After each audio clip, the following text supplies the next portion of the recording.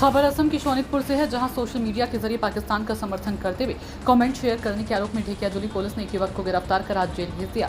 उल्लेखनीय है कि असम के सोनितपुर जिले के अंतर्गत ढेकियाजुली राजस्व क्षेत्र के 2 नंबर मेधी चुबुरी गांव में एक युवक ने पाकिस्तान के समर्थन में सोशल मीडिया पर कमेंट शेयर किया था।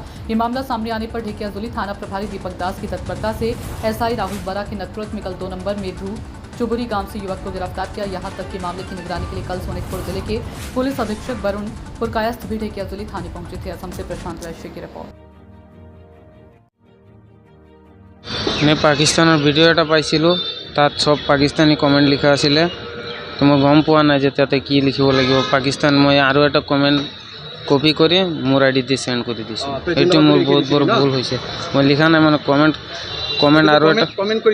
আৰু এটা কমেন্ট মই কপি কৰি মোৰ একাউণ্টে শ্বেয়াৰ কৰিছোঁ। নাই নকওঁ কিয় ভাৰতত থাকি এনেকুৱা কিয় কৰ? এনেকৈ মই মুখেদি কোৱা নাই, মানে কমেন্ট আৰু এটা কপি কৰি মোৰ একাউণ্টে শ্বেয়াৰ কৰি দিছিলোঁ। এইটো বহুত ডাঙৰ ভুল কৰিলোঁ।